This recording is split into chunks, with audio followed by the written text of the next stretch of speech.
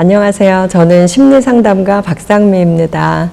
저는 더공감 마음학교라고 마음치유교육센터를 이끌고 있고요. 저희가 전국 재소자 또 미혼모, 소년원 아이들에게는 무료 마음치유 교육을 오랫동안 해왔고요.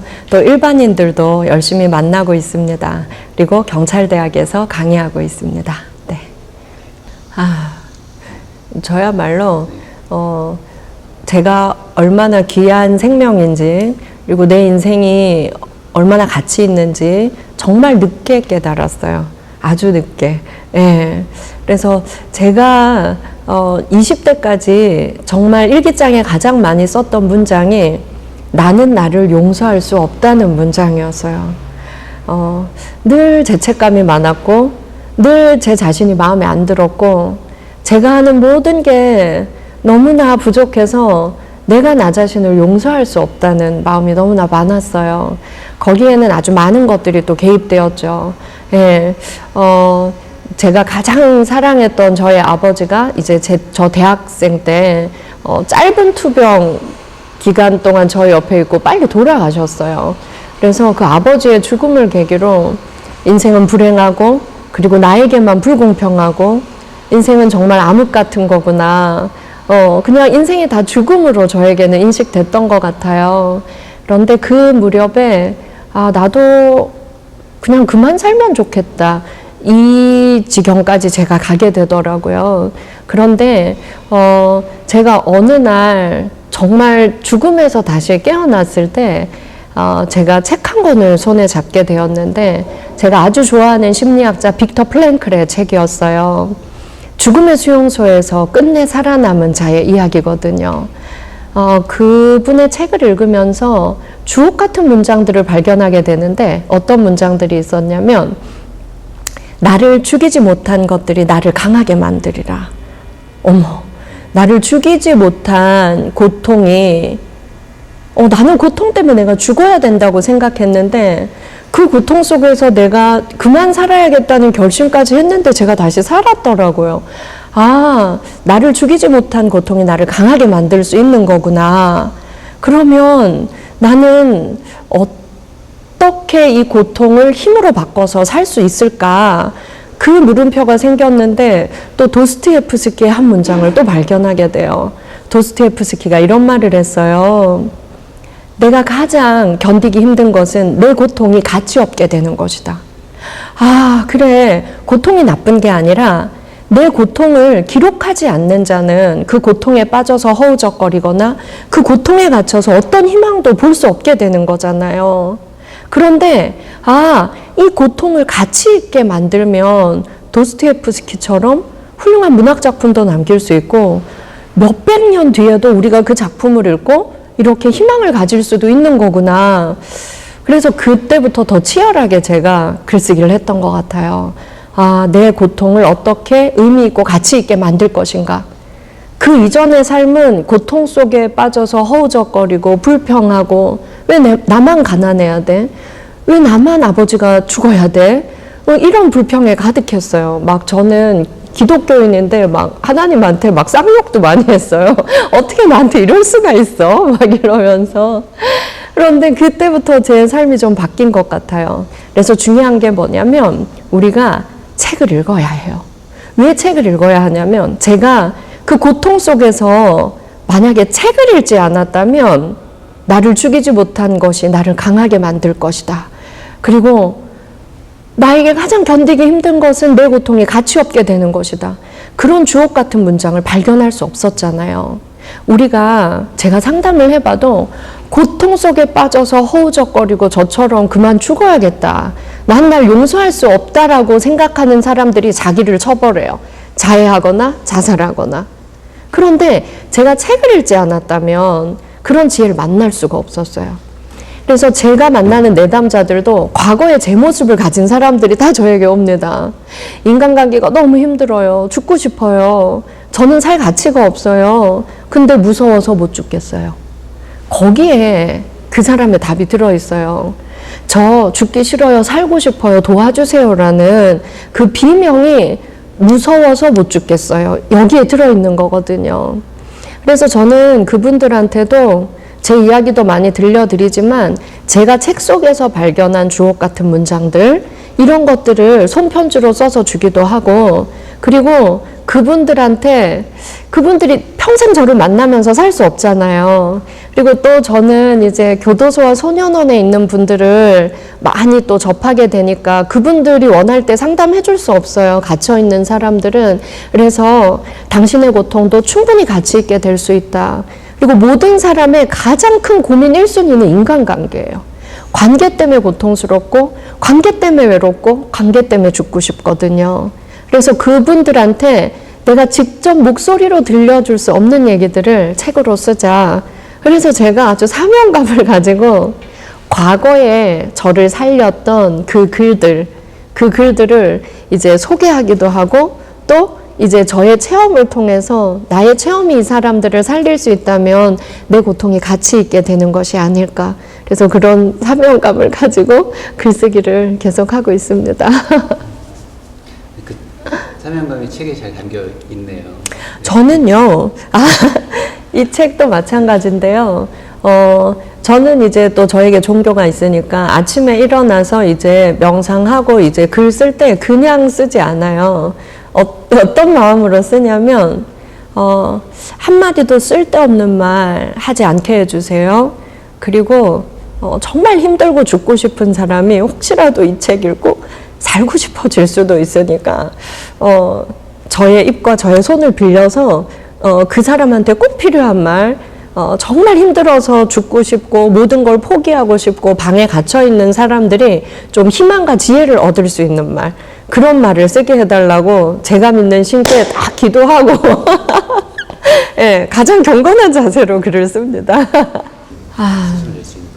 근데 참 마음이 아픈 게 뭐냐면 저한테 상담해 주세요, 상담하고 싶어요 연락이 오는 사람들은 마음에 좀 힘이 있는 사람들이에요. 나 회복되고 싶어 라는 욕구도 있고 그리고 시간과 경제적인 여유도 있어야 상담을 요청할 수 있어요. 그런데 정말 힘든 사람들, 마음에 힘도 하나도 없고 그리고 경제적인 차비가 없어서 상담받으러 못 오는 사람도 있어요. 제가 무료로 해드릴게요, 오세요 했는데 안 와요. 그래서 연락을 해보면 울면서 사실은 차비가 없어서 못 갔대요. 저는 정말 충격이었어요. 그래서 제가 정말 숨어있는 아픈 자들에 대해서 좀 알게 되었어요. 그때 제 머릿속에 떠오른 게 맞아. 나도 정말 살고 싶지 않았을 그때 나도 밖에 나갈 차비가 없어서 옥탑방에 혼자 울고 있었지. 그때의 제 경험이 20년이 지난 오늘 떠오르더라고요. 그런 사람들이 접할 수 있는 건 뭐냐면 그래도 집 밖에 조금이라도 나갈 힘이 있으면 동네에 도서관에서 책 빌릴 수 있고 서점 가서 그냥 서서 읽을 수 있잖아요. 또 하나가 지금처럼 무료로 제공되는 영상들이에요. 유튜브나 이런 데서 볼 수 있는. 그러니까 진짜 힘들고 누구에게도 도움 요청할 사람 한 명도 없고 상담받을 여력도 안 되는 사람들은 1번이 무료 영상, 유튜브 같은 거 통해서 2번이 책인 것 같아요. 그래서 저는요.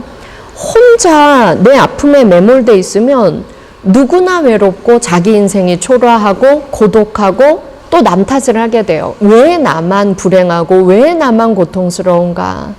그래서 우리가 지혜로운 사람을 만나야 돼요.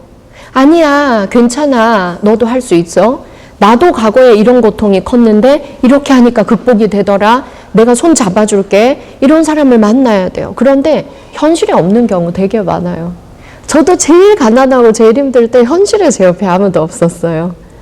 그런데 저는 정말 다행히 책 속에서 만났잖아요. 근데 그 시절엔 인터넷이 없었으니까 뭐 영상을 통해 만날 수도 없었어요. 근데 요즘은 유튜브 통해서 누구든 만날 수 있으니까 저는 유튜브라도 보라고 정말 권해요. 그래서 유튜브에 정말 살고 싶지 않아요, 우울해요, 뭐 이렇게 단어만 검색해도 너무 좋은 오늘 우리와 같은 이런 컨텐츠들이 막 나오잖아요. 그 영상 속에서 그 사람 만날 수도 있는 거예요. 그러면 우리가 그 지혜로운 한마디, 나를 살리는 한마디는 반드시 어딘가에 있는데 내가 그걸 찾는 노력은 내가 할 수 있어야 돼요. 그래서 이런 경험도 저는 있었어요. 가족에게 어릴 때부터 학대당했고, 그리고 학교에 가서도 늘 왕따 당했고, 직장에 갔는데 직장에서도 인간관계를 못했대요. 자기에게 사람은 두려움이고 공포래요. 혼자 방에만 숨어 있다가 이제 오늘 죽어야겠다. 그래서 자살을 검색했대요. 자살하는 법. 그럼 자살하는 방법 좀 쉽게 안 아프게 죽는 법 이런 거 있을까봐 검색을 했는데 뭐 이렇게 검색하다 보니까 제 영상이 나오더래요. 제가 정말 너무나 힘들어서 그만 살아야겠다라고 생각했던 그 옥탑방의 이야기, 여러분 우리 같이 잘 살아봐요, 이런 걸 제가 아주 용기 내서 처음으로 방송에서 한 적이 있었거든요. 그때는 너무 부끄러워서 PD님한테 막 이거 방송 좀 내려주고 제가 다 변상하면 안 되나 그런 마음까지 가졌었는데, 제가 한 3주 동안 그 방송을 못 봤어요. 그러다 어느 날 새벽에 눈 떠서 얼마나 악플이 많을까. 그래서 한쪽 눈 감고 이렇게 봤어요. 막 이렇게. 그랬더니 악플도 많았어요. 뭐 죽고 싶었던 게 자랑이냐. 뭐 막 그런 악플들 속에 하나의 댓글이 정말 막 이렇게 빛을 쏘면서 제 눈에 들어왔어요. 이렇게 인간관계가 힘들고 내가 이렇게 어릴 때부터 왕따당하고 그래서 나는 그냥 죽어야겠다 생각하고 자살 검색했는데 선생님이 이 영상을 만났다고 저 살아야겠어요. 살아볼래요. 이렇게 댓글을 썼더라고요. 그래서 그날 제가 너무 감사했어요. 나의 그런 부끄러운 경험, 그런 것들이 누군가에게 이렇게 희망의 지팡이가 될 수도 있구나.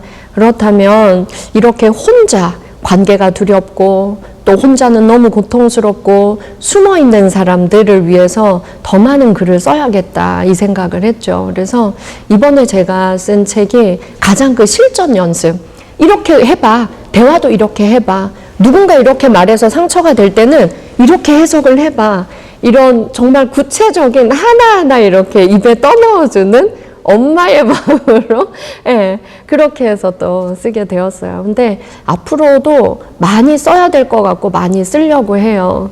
우리가 모르지만 진짜 힘든 사람은 가족에게도 옆에 제일 친한 친구에게도 나 이래서 힘들어라는 말이 안 나와요. 못해요. 혼자 끙끙 앓다가 정말 골마 터지는 거죠. 그래서 저는 누군가에게 말을 꺼내기 힘들다면 또는 내가 누군가에게 상담받을 그런 상황이 안 된다면 어떻게든 기어나가서 도서관이든 서점에 가서든 무료로라도 책을 어쨌건 읽어라. 관심 가는 목차도 보면 내 고민에 부합하는 목차가 있거든요. 그것만 골라서라도 읽어라. 그것마저 못하겠으면 유튜브 뒤져서 그런 저자들의 강연이나 이런 것들을 들어라. 그럼 그 속에서 내가 한 줄 빛을 반드시 발견할 수 있다. 그러면 힘이 생겨요. 그러면 내 고통을 가치 있게 만드는 글들도 쓸 수 있어요. 그러면 지금은 내가 보잘것없고 부족하고 바보 같고 이렇지만 내 경험을 그렇게 잘 기록해 놓으면 언젠가 나보다 더 힘든 과거의 나와 같은 모습을 가진 사람에게 정말 당신 덕분에 제가 죽고 싶었는데 오늘 살기로 했어요. 이런 말을 듣는 그날이 누구에게나 온다고 저는 생각합니다. 어떻게 좀 대응하는 게 좋은지 한번 여쭤보죠. 그런데 이 책에서도 제가 설명했는데요. 자, 상처에 대해서 우리가 좀 다시 생각해 봐야 돼요. 말씀하신 대로 상처는 가까운 사람한테서 나에게로 옵니다. 그래서 우리가 뭐 화살을 쏴도요, 아주 멀리서 몇백 미터 밖에서 쏘면 내 가슴에 와서 명중할 수가 없어요. 아주 가까이에서 쏴야 내 가슴에 와서 딱 박히죠. 그런데요, 저는 우리가 살아가는 동안 누구나 상처를 주고받는 게 우리의 인생이잖아요. 인간관계를 하면서 상처받고 싶지 않아, 이건 말이 안 돼요. 우리는 살면서 나도 의도치 않게 누군가에게 상처 주잖아요. 저는 이 방송 보시는 분들께 여쭤보고 싶어요. 매일 나 오늘 3명한테 상처 줘야지, 오늘 누구한테 이 정도 강도의 상처 줘야지, 이런 결심을 하고 계획대로 상처 주는 사람은 누구도 없어요. 나도 의도치 않고 원치 않았는데 나도 모르는 사이에 내 마음은 전혀 그게 아니었는데 상대는 아주 큰 상처를 입을 수도 있어요. 그쵸? 예. 그럼 상처는요, 어떤 거냐면 내가 이미 가진 상처에 사실 비례하는 거예요. 예. 내가 이 피부가 화상을 입어서 다 까져 있어요. 그러면 바람만 불어도 어때요? 너무 따갑고 아파 죽어요. 바람이 잘못이 있나요? 바람은 잘못이 없어요. 그런데 이 상처가 많은 사람에게는 바람도 원망의 대상일 수 있는 거예요. 그런데 내가 상처가 하나도 없어요. 오늘 너무 더운데 시원한 바람이 불어요. 바람은 너무 고마운 대상인 거죠. 그렇다면 내가 상처 입었을 때 우리는 생각해 봐야 돼요. 아, 이게 이미 내가 상처가 많아서 섭섭하고 분노하고 내 자격지심이 상처 입고 그런 건 아닐까. 이게 내가 어떤 상처도 없는 경우라면 아무렇지도 않게 웃고 넘어갈 수 있는 일은 혹시 아닐까. 정말 화상당해서 피부가 다 까졌는데 누군가 와서 나한테 얼음물을 부어주면 어때요? 정말 그 사람은 살인자처럼 나쁜 사람이에요. 또 내가 너무 더운데 누군가 와서 얼음물을 확 부어줬어요. 너무 고마운 거죠. 그러면 나의 상태에 따라서 상처는 비례하는 걸 수도 있다는 걸 우리가 좀 기억하면 잠깐 멈추고 생각할 여유가 생겨요. 아, 지금 내가 너무 아픈데 내가 저 사람의 말이 너무 상처가 되는데 이게 내가 그 화상으로 이 팔이 다 까진 상태, 상처가 너무 많아서 너무 강하게 받아들인 건 아닐까. 저 사람의 의도는 그게 아닌데 내 상황 때문에 이게 너무 커진 건 아닐까 생각할 수 있는 여유가 조금 생기거든요. 그래서 저 또한 마찬가지예요. 예전에는 저 사람이 나한테 너무 큰 상처를 줬어. 이렇게 제가 일기에 썼어요. 그런데 그 이후에 이렇게 잠깐 멈추고 내 상처에 비례하는 게 아닐까 이 생각을 하기 시작한 뒤부터는 저 사람의 의도는 그게 아닐 수도 있는데 내가 어제 참 크게 상처를 받았구나. 그럼 내가 왜 이렇게 크게 상처를 받았을까? 그걸 이제 저의 문제로 두고 한번 생각해 볼 수 있게 되더라고요.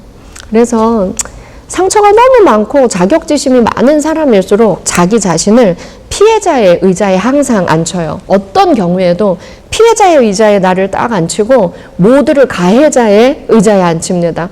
그러면 세상은 다 나쁜 사람, 나는 피해자, 사람이 두려워요, 관계가 무서워요, 만나고 싶지 않아요. 이렇게 될 확률이 커요. 그래서 저는 내가 늘 내가 피해자의 의자에 앉혔구나. 그걸 인지한 순간부터 좀 상처를 주는 사람, 받는 사람에 대한 생각이 좀 많이 바뀌게 된 것 같아요. 그래서 그 연습하는 게 이 책에 상세히 또 제가 우리 연습해봐요 하고 제시해 두었습니다. 이게 저도요, 성격이요, 지금 되게 느려졌어요. 근데 제가 굉장히 급했어요.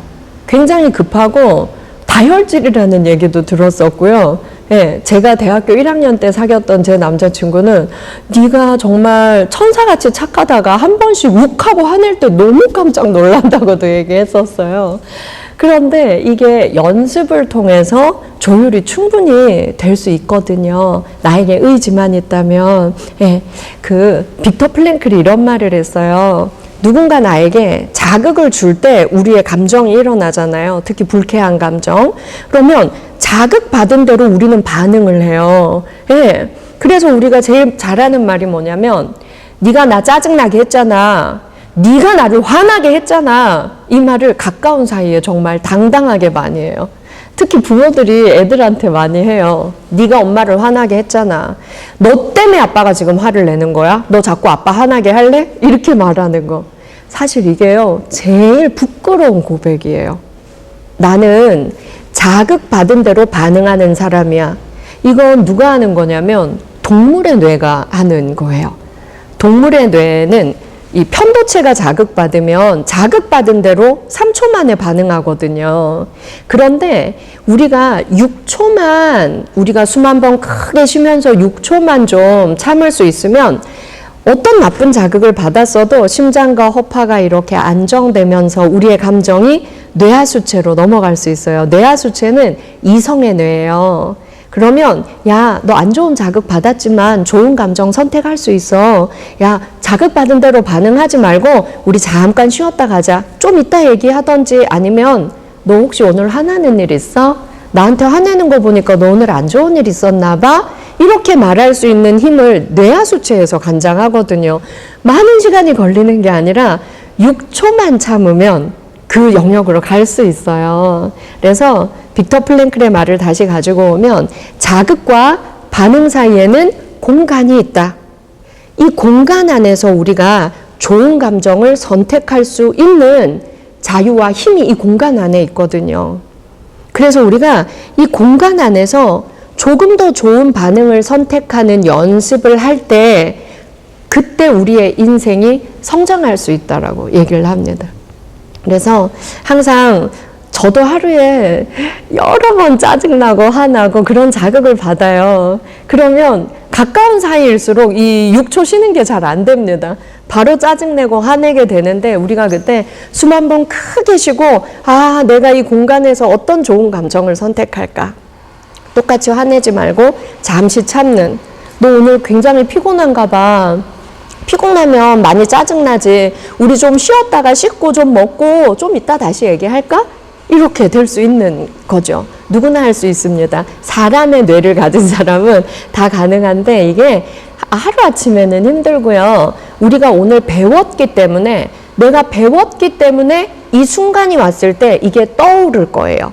떠오르면 예전처럼 똑같이 빨리 반응해 버릴 때 마음에 약간 죄책감이 들어요. 그러면 조금씩 내가 연습할 수 있는 마음의 힘이 생긴다고 생각합니다. 우리 재소자들이랑 소년원 아이들 같은 경우는 분노 조절이 안 되는 사람 굉장히 많아요. 그리고 그런 폭발적 성격 장애를 가진 사람들도 많고요. 그런데 이걸 이제 호흡 연습이 가장 좋거든요. 6초 호흡이라고 하는데요. 코로 3초 깊게 들이마시고 입으로 후 3초 내뱉는 거예요. 그러면 6초의 시간이 가고 또 심장에 또 균형도 잡히고요. 그래서 이렇게 분노 조절이 안 되고 폭발적인 성격 장애가 있는 사람도 이 감정, 좋은 감정 선택하는 연습이 되는가, 제가 지난 5, 6년 동안 그들을 대상으로 이 교육을 계속 해봤더니 됩니다. 근데 이게 왜 중요하냐면 관계를 깨는 게 뭐냐면 화내고 짜증내는 걸 통해서 관계가 다 깨져요. 내가 화나고 짜증나는 자극을 받았을 때 그때 내 감정 조율만 좀 할 수 있어도 우리의 깨진 관계들이 회복될 수 있고 앞으로 더 깨지는 걸 예방할 수 있어요. 그래서 내 감정을 조율하는 건 관계에 있어서 아주 중요한 부분입니다. 중요할 것 같아요. 정말 중요합니다. 저는 아마 제가 매일 글 쓰는 그런 삶을 살지 않았다면 아주 우울하고 아주 히스테리컬하고 아주 욱욱 분노 잘하고 그런 중년의 여성으로 변해왔을지도 모른다는 생각 되게 많이 해요. 그런데 이 글쓰기를 계속 하다 보니까 굉장히 화가 나고 상대하고 말싸움하고 싶을 때 저는 그 자리를 피해요. 내가 뭐 잘못했나 잠깐 생각해 볼게. 우리 좀 이따 얘기해. 이러고 저만의 공간으로 가요. 그리고 저는 종이를 펼치고 지금 내 감정 이거 뭐지? 그러면 분노, 짜증 뭐 이렇게 다 써요. 그럼 이 감정이 왜 생겨난 거지? 제가 묻고 제가 대답하면서 손글씨로 씁니다. 그러면 이러이러해서 내가 짜증이 났어. 그럼 네가 정말 원하는 게 뭐야? 그러면 저 인간 죽여버리고 싶어. 때려치고 싶어. 그만두고 싶어. 온갖 걸 그냥 제 욕구 배설을 다 해요. 막 다 써요. 그러고 나서 그런데 네가 진정 소망하는 건 뭐야? 상미야, 네가 진짜 바라는 건 뭐야? 너 엄마랑 따로 살길 원하는 거야? 너 저 친구랑 정말 관계 끊길 원하는 거야? 이렇게 마지막 단계에 물어요. 그럼 사실은 아니에요. 네. 우리 엄마랑 계속 같이 살고 싶고 저 친구랑 지금 정말 다시는 안 보고 싶을 정도로 밉지만 화해하고 잘 지내고 싶은 게 우리의 진짜 욕구거든요. 아니 진짜는 잘 지내고 싶지. 이렇게 제가 써요. 그러면 어떻게 말하고 행동하는 게 네가 원하는 걸까? 이렇게 물어요. 그러면 지금은 좀 우선 쉬고 내일 내가 먼저 얘기하자고 청해보는 게 좋겠어. 오늘은 하루 쉬고 내일 내가 전화하거나 만나서 얘기하는 게 좋겠어. 이걸 손으로 쓰는 게 왜 좋냐면요.